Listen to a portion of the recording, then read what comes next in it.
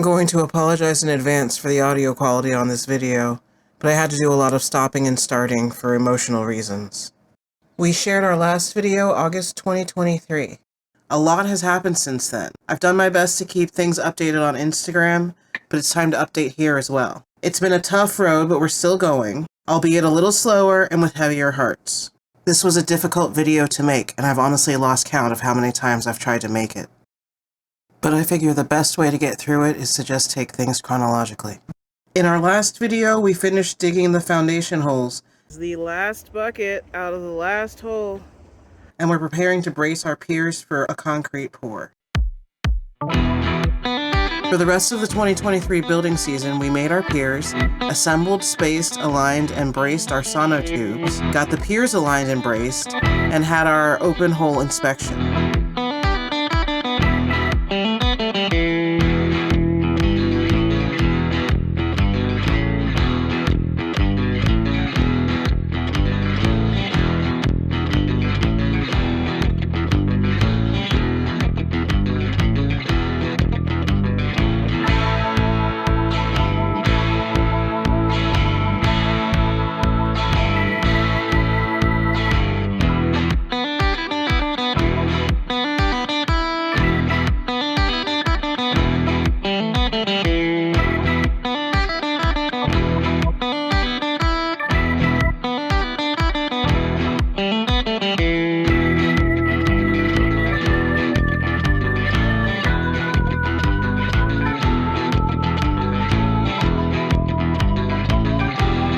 All before backfilling, compacting, and then pouring our concrete.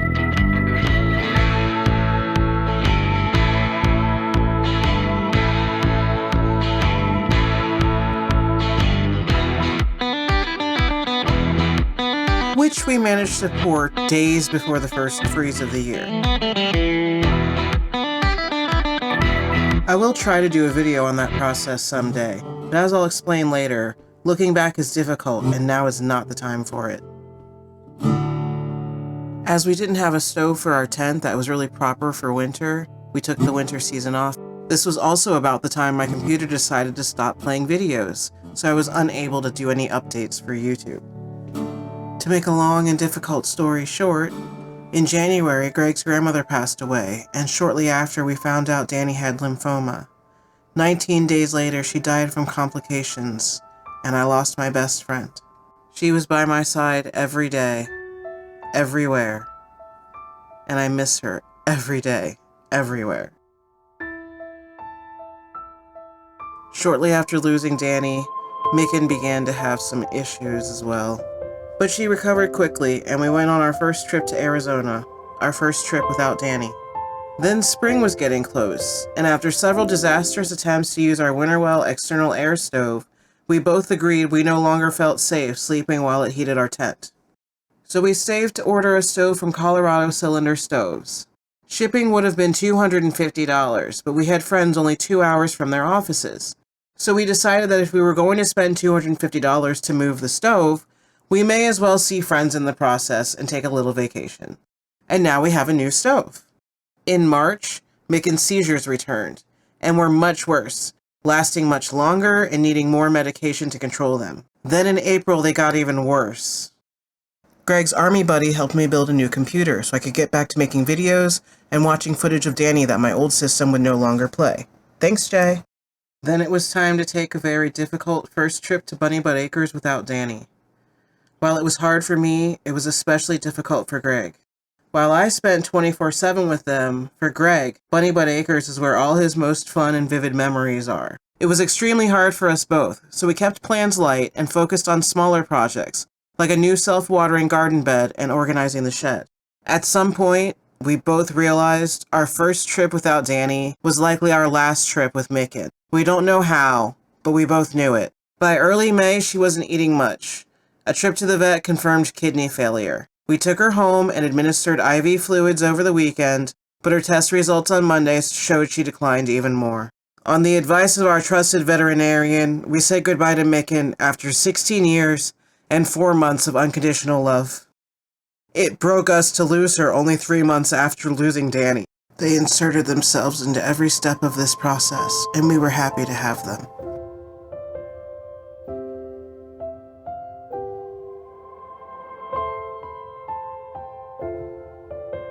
Are you protesting the development of this property, ma'am? Oh, here's my foreman.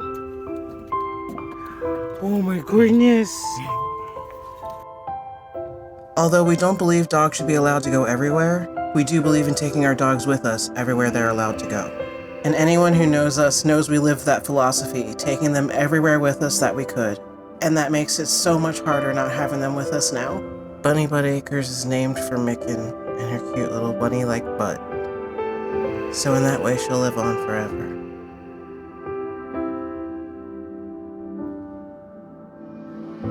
And I'm sure someday we'll have a goat pen or chicken coop named after Danny as well.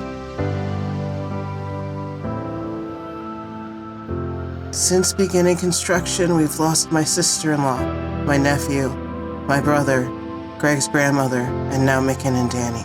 Some days it can be very hard not to just wallow in the loss, but we do our best to keep moving forward and keep getting what work done we can. We again scaled back expectations of working while grieving and built another self-watering bed. Roxy didn't take the quick loss as well either, and was very lonely and depressed. Though she was eating, she wasn't interested in much else. It was clear that she needed a little friend. We picked up Roxy's new little sister to celebrate what would have been Danny's 7th birthday in June, and they've been best friends ever since. Though we're still grieving, dopamine has helped soothe the pain, but we're both still prone to random fits of crying over our lost girls. We're finally better equipped to focus on our next step, except for the sleep deprivation that comes with raising a new puppy. Finally, a year after our concrete pour, we're setting our I-beams on the piers and welding them into place. Next step will be the subfloor. Stay tuned, and thanks for watching.